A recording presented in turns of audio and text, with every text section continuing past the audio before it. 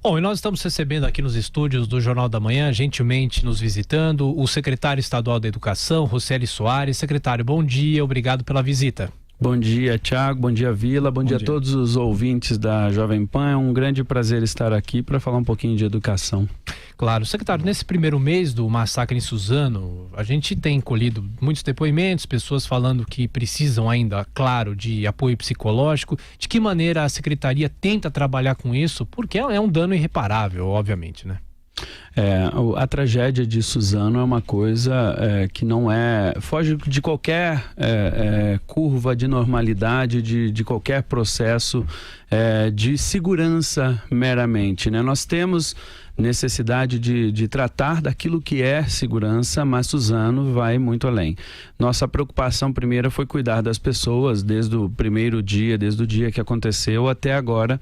Estamos com o CRAVE, que é o setor que cuida de vítimas de violência lá na Secretaria de Justiça o tempo todo, equipe de psicólogos. Estamos fazendo um convênio com a Prefeitura para a contratação de psicólogos que ficarão já no mínimo por 2 anos acompanhando os alunos. Serão 3 psicólogos somente na Escola Raul Brasil e outros 3 que ficarão na diretoria de ensino, para que possam fazer um trabalho também de acompanhamento nas escolas. Lembrando que psicólogo, quando vai atuar na educação, não é para atuar de forma clínica, por exemplo. Ele encaminha, se for necessário, para que as áreas fins que são responsáveis, a área de saúde ou assistência social, possam fazer o acompanhamento. Do aspecto de segurança, nós estamos fazendo um trabalho de revisão desde os nossos protocolos, procedimentos mais simples, né? Deixar o portão aberto, não deixar, quem é que vai para dentro, revisão dos processos que a escola pode fazer com a comunidade.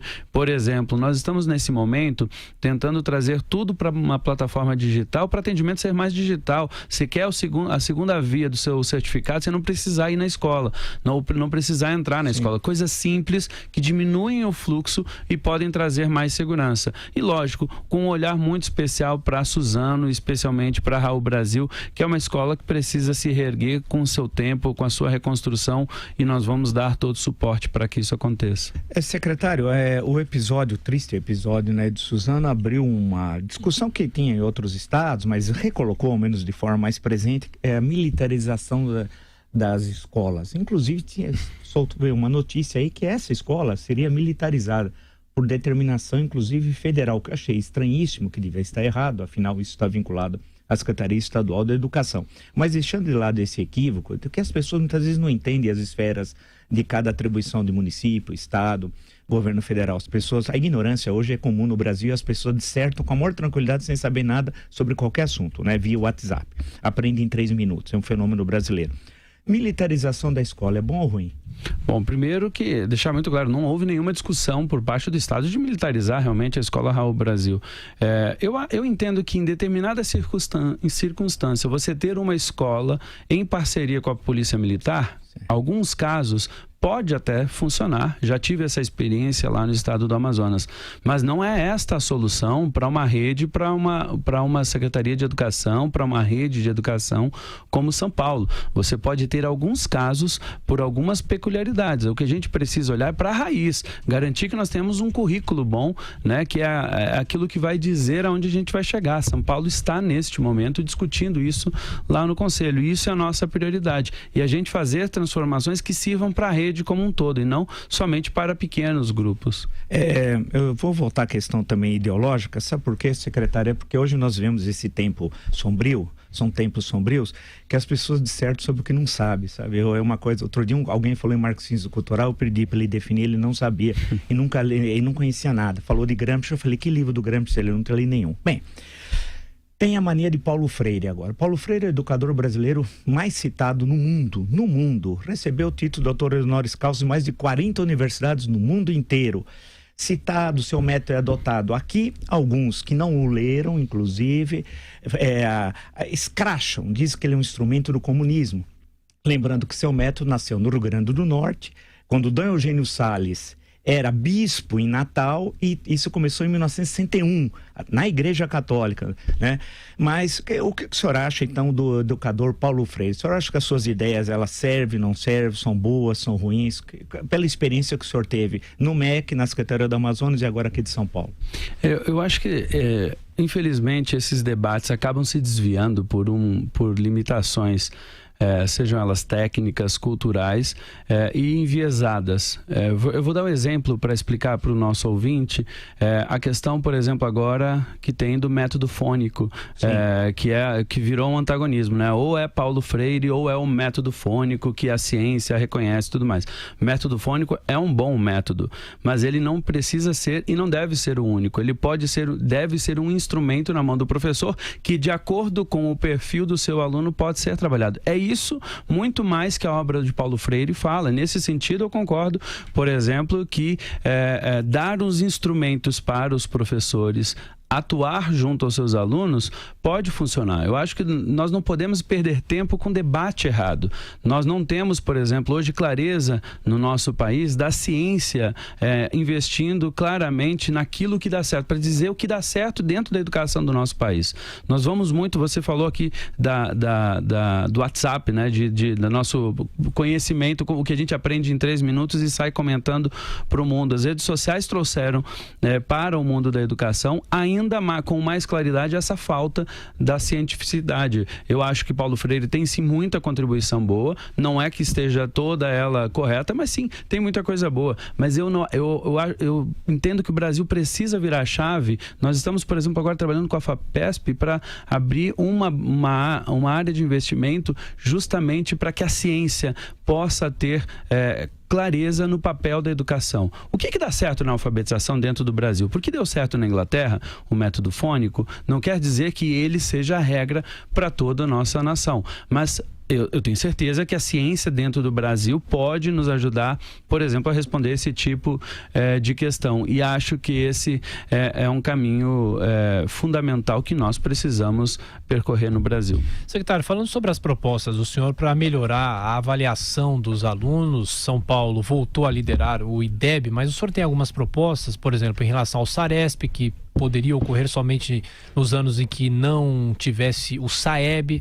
O foco é ter mais aula, mudar a bimestralidade para a trimestralidade, menos avaliação, mais aula, alterar o sistema de bonificação, que foi implantada aquele bônus por mérito ainda na gestão José Serra em meados dos anos 2000. O que o senhor pretende mudar? O que é possível mudar já imediatamente para melhorar essa questão da avaliação nas escolas? Bom, primeiro a gente está muito focado no currículo. O currículo foi apresentado no dia 19 de dezembro ao Conselho Estadual. Ainda precisa uma melhora muito grande para ter a qualidade que São Paulo sempre foi um líder em construção curricular, e ele precisa ser melhor porque essa é a nossa referência de chegada. Agora, tem algumas coisas que nos são muito claras. Primeiro, nós vamos caminhar com a reforma do ensino médio, nós vamos trabalhar, estamos conversando, discutindo, ouvindo estudantes, ouvindo professores, e nós vamos e precisamos avançar. O nosso ensino médio está falido, ele está no fundo do poço, não dá para a gente continuar com o nosso ensino médio nesse sentido, perdendo jovens e sem atratividade nenhuma. Mas esse problema acontece também no 6º ou 9º ano. Aliás, todo mundo fala sobre a reforma do ensino médio. O ensino médio tem muita discussão, há muitas décadas. 1º ao 5º ano, alfabetização, educação infantil, tem muito debate no mundo educacional. 6º ou 9º ano é uma janela que tem pouco debate no Brasil. E é justamente quando o menino e a menina estão passando por transformações importantes. O menino sai lá do 5º ano, ele vai para o 6º ano, no 5º ano é tia, vem cá com a tia, né, queridinho, queridinha. Quando ele vai para o 6º ano, te vira, você já cresceu, a chave se muda sem a gente entender se aquilo é adequado para aquela criança. Nós precisamos mudar isso, trazer uma discussão para esse menino que está numa mudança, chegar inclusive mais preparado no ensino médio, porque a nossa perda começa muito fortemente no 6º ano, no 7º e logicamente também no 9º. Então as mudanças serão nesse sentido. Nós precisamos trazer discussão de projeto de vida com os nossos jovens. O jovem tem que entender quais são as possibilidades de futuro dentro daquilo que ele deseja, o que ele precisa fazer para alcançar, se ele quer ser um escritor, se ele quer ser um jogador de futebol, se ele quer ser um cientista, quais são as opções e o que ele precisa para esse sonho, ou se é viável esse sonho dele. Discutir, trazer disciplinas eletivas para dentro da educação, especialmente no ensino médio, que é algo fundamental. A escola precisa se construir em torno da sua realidade também, mas dar uma perspectiva perspectiva de futuro importante, e nesse sentido, de novo, o currículo ele é fundamental. Estamos discutindo a possibilidade da trimestralidade, vamos discutir durante esse ano, sobre as nossas avaliações. O SARESP nós vamos manter neste ano. Estávamos sim fazendo uma discussão sobre aproveitamento, mas como o governo federal não dá segurança sobre a realização da Prova Brasil, nós até agora não temos clareza sobre a situação das avaliações nacionais. Vimos aí a confusão do Enem, a confusão da Prova Brasil, que quem conhece um pouquinho sabe que os calendários são apertados, estão apertados nesse momento. Então nós vamos garantir o processo de avaliação, até para transparência com a sociedade, é importante a avaliação externa. E vamos, na questão do bônus, é uma ferramenta muito importante, mas nós não podemos ter uma ferramenta como o bônus, tendo as suas metas publicadas depois da avaliação. Nós tivemos que publicar as metas de 2018 agora, no mês de março.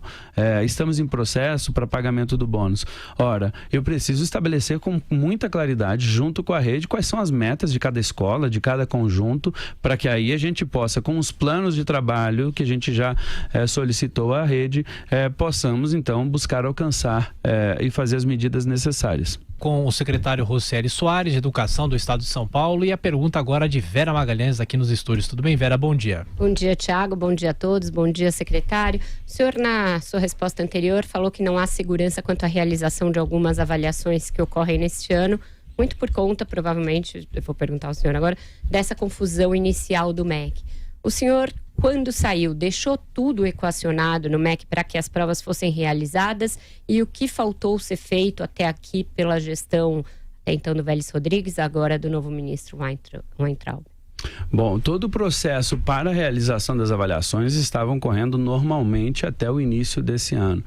Alguns processos precisam ter muita atenção. Aliás, tudo que tem a ver com o Enem, ele envolve de uma atenção, de cuidados necessários que precisa se ter, que ocupam espaço na agenda fundamental.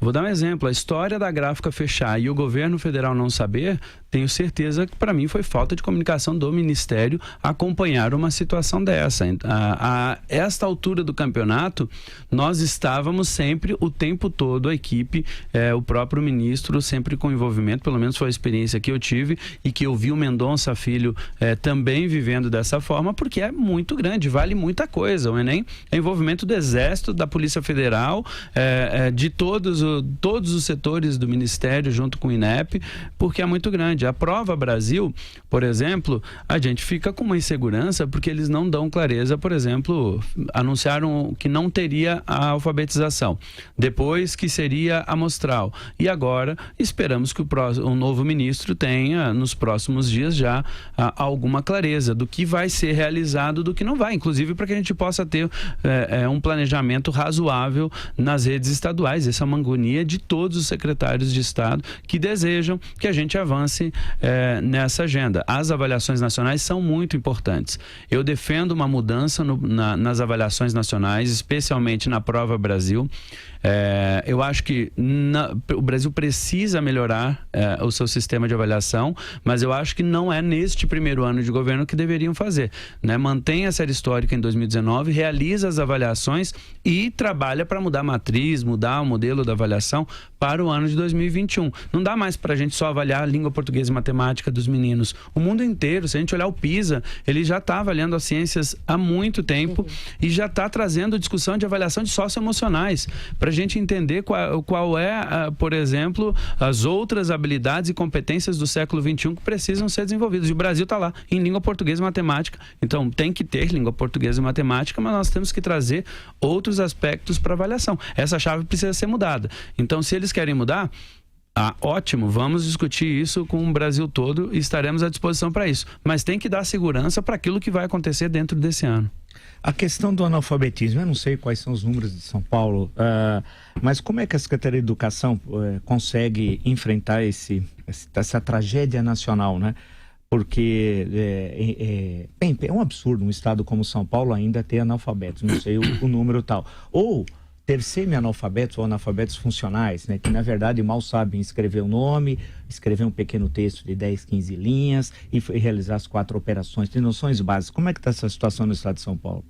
Bom, Vila, esse eu acho que é um dos pontos mais importantes, porque essa é a base da pirâmide que nós estamos com muita dificuldade no país inteiro. São Paulo está melhor que a média nacional nesse processo. Não quer dizer que esteja bem, especialmente porque é São Paulo. E a gente precisa ter exemplo. Nós temos aqui a parte da alfabetização está com os municípios, na sua grande maioria. Hoje, mais de 70% está na mão dos municípios. O Estado tem um processo que é referência nacional, com material ler e escrever, que está sendo repaginado, trabalhado para melhorar, inclusive atualizar, antecipar processos, que eu acho que o grande problema hoje do Brasil, que nós enfrentamos na discussão lá do Ministério da Educação, é que nós vamos empurrando a alfabetização para frente, né? Era até o 3º ano, com 9 anos de idade, a criança aprendendo a escrever apenas uma frase. Hoje, nós temos aqui 25% das crianças que ao final do 3º ano não conseguem escrever a palavra porco. Não é uma frase. A provinha, ele vai lá, olha o desenho de um porco. E o cara é palmeirense. Né? Não, se for palmeirense talvez tenha mais chance. Mas olha o desenho de um porquinho e tem que escrever a palavra porco. 25% não consegue resolver isso com 9 anos de idade. Nós não estamos falando de um pequeno bilhete, de uma nota, de uma interpretação. Aos 9 anos eu estava no grupo Cardeal Leme em São José do Rio Preto e sabia escrever porco, baleia, especialmente por causa do Santos e tal. Agora, no 3º ano, eu estava no... Como é possível que eu não entendo essa regressão? Foi a expansão do ensino que levou a isso? Porque antes, alguém que chegava no antigo, entre aspas, 3º ano primário, sabia, estava relativamente bem as 4 operações, estava desenvolvendo, sabia ler e escrever, fazia pequena descrição, colocava um quadro à professora. Como é possível ter regredido? Nós temos 2 problemas aqui. O problema da expansão, sim. A expansão, ela foi feita rapidamente, o país cresceu muito com o atendimento. No final da década de 90, lá com Paulo Renato, que era ministro, sim. Fernando Henrique presidente, e aí até o início dos anos 2000 foi uma inclusão muito grande. Isso trouxe um peso, mas nós já estamos em 2019. Este sim. peso da inclusão já deveria ter sido mais dirimido os seus problemas, mas ainda temos. Mas nós temos um vácuo de formação de professores, Vila. Uma coisa que o Brasil precisa discutir, por exemplo, para a alfabetização, nós temos a formação do pedagogo, professor pedagogo. Este profissional, ele é o profissional habilitado para toda a educação infantil, para todo o 1º ao 5º ano, portanto, todo o processo de alfabetização, educação de jovens adultos, direção de escola, pedagogia para o mundo privado e tudo mais, no mesmo curso de 4 anos, ele é o responsável por tudo isso. Ora, nós não temos, em muitas universidades, 82% dos nossos professores vêm de universidade privada. Na maioria dos nossos cursos hoje, nós não temos uma disciplina de nível superior, logicamente na pedagogia, uma disciplina que trate de educação infantil. Então nós estamos cada vez mais colocando as nossas crianças, e esse professor, não é a culpa do professor, a culpa é do sistema que não está cuidando dessa discussão da formação de professores. Nós apresentamos uma proposta ao Conselho, que o ministro anterior infelizmente retirou do Conselho Nacional, que era justamente colocando o dedo na ferida. Precisamos mexer na formação de professores, dar foco para que esses profissionais tenham uma parte comum de formação, mas que a gente forme quem é o alfabetizador, quem é o professor responsável pela educação infantil, quem é o da educação de jovens adultos, porque são complexidades muito distintas. Ora, o desenvolvimento do cérebro de uma criança nos primeiros dias, nós não temos nada ligado na formação dos nossos professores hoje, que vão trabalhar com essas crianças, é um absurdo. E isso também na alfabetização. Nós temos que sair do mundo, do campo das ideias, das teorias, especialmente na formação. Teoria é importante, tem que estar lá, mas nós temos que também ir para a prática educacional na formação. Nossos professores chegam muitas vezes na sala de aula, saídos recentemente da universidade, e chegam na sala de aula sem ter prática. Nós temos que virar essa chave no Brasil. Secretário Estadual da Educação, Rocieli Soares, mais uma vez, obrigado pela visita aos estúdios da Jovem Pan, e fica aqui um convite para uma volta aqui. Muito obrigado. Que assuntos não faltam. Super à disposição. Eu acho que tem um tanto de assunto para a gente falar, mas é sempre importante ter educação em pauta. Eu fico à disposição, é sempre um prazer estar aqui na Jovem Pan. Obrigado, um grande dia para todos nós.